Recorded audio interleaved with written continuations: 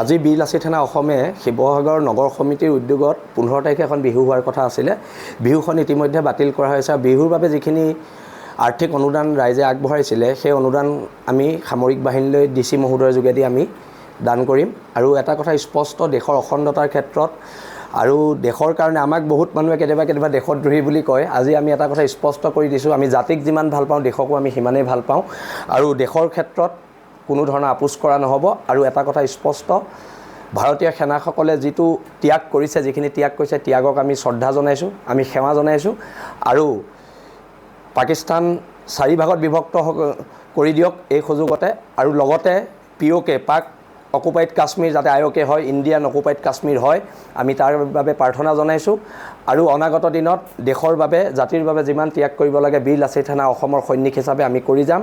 আৰু এই সিদ্ধান্তত আমাৰ কেন্দ্ৰীয় সমিতিৰ সম্পূৰ্ণ সহমত আছে, আমাৰ জিলা সমিতিৰ সহমত আছে। আৰু সেইবাবে আমি সকলোকে ধন্যবাদ জনাইছোঁ, প্ৰত্যেক বীৰ লাচিত সেনাৰ সৈনিকক ধন্যবাদ জনাইছোঁ। আজি বীৰ লাচিত সেনা অসমে শিৱসাগৰ নগৰ সমিতিৰ উদ্যোগত 15 তাৰিখে এখন বিহু হোৱাৰ কথা আছিলে। বিহুখন ইতিমধ্যে বাতিল কৰা হৈছে। বিহুৰ বাবে যিখিনি আৰ্থিক অনুদান ৰাইজে আগবঢ়াইছিলে সেই অনুদান আমি সামৰিক বাহিনীলৈ ডিচি মহোদয়ৰ যোগেদি আমি দান কৰিম। আৰু এটা কথা স্পষ্ট, দেশৰ অখণ্ডতাৰ ক্ষেত্ৰত আৰু দেশৰ কাৰণে আমাক বহুত মানুহে কেতিয়াবা দেশদ্ৰোহী বুলি কয়। আজি আমি এটা কথা স্পষ্ট কৰি দিছোঁ, আমি জাতিক যিমান ভাল পাওঁ দেশকো আমি সিমানেই ভাল পাওঁ। আৰু দেশৰ ক্ষেত্ৰত কোনো ধৰণৰ আপোচ কৰা নহ'ব। আৰু এটা কথা স্পষ্ট, ভাৰতীয় সেনাসকলে যিটো ত্যাগ কৰিছে, যিখিনি ত্যাগ কৰিছে, ত্যাগক আমি শ্ৰদ্ধা জনাইছোঁ, আমি সেৱা জনাইছোঁ। আৰু পাকিস্তান 4 ভাগত বিভক্ত কৰি দিয়ক এই সুযোগতে। আৰু লগতে POK পাক অকুপাইড কাশ্মীৰ যাতে IOK হয়, ইণ্ডিয়ান অকুপাইড কাশ্মীৰ হয়, আমি তাৰ বাবে প্ৰাৰ্থনা জনাইছোঁ। আৰু অনাগত দিনত দেশৰ বাবে, জাতিৰ বাবে যিমান ত্যাগ কৰিব লাগে বীৰ লাচিত সেনা অসমৰ সৈনিক হিচাপে আমি কৰি যাম। আৰু এই সিদ্ধান্তত আমাৰ কেন্দ্ৰীয় সমিতিৰ সম্পূৰ্ণ সহমত আছে, আমাৰ জিলা সমিতিৰ সহমত আছে। আৰু সেইবাবে আমি সকলোকে ধন্যবাদ জনাইছোঁ, প্ৰত্যেক বীৰ লাচিত সেনাৰ সৈনিকক ধন্যবাদ জনাইছোঁ। আজি বীৰ লাচিত সেনা অসমে শিৱসাগৰ নগৰ সমিতিৰ উদ্যোগত 15 তাৰিখে এখন বিহু হোৱাৰ কথা আছিলে। বিহুখন ইতিমধ্যে বাতিল কৰা হৈছে। বিহুৰ বাবে যিখিনি আৰ্থিক অনুদান ৰাইজে আগবঢ়াইছিলে সেই অনুদান আমি সামৰিক বাহিনীলৈ ডিচি মহোদয়ৰ যোগেদি আমি দান কৰিম। আৰু এটা কথা স্পষ্ট, দেশৰ অখণ্ডতাৰ ক্ষেত্ৰত আৰু দেশৰ কাৰণে আমাক বহুত মানুহে কেতিয়াবা দেশদ্ৰোহী বুলি কয়। আজি আমি এটা কথা স্পষ্ট কৰি দিছোঁ, আমি জাতিক যিমান ভাল পাওঁ দেশকো আমি সিমানেই ভাল পাওঁ।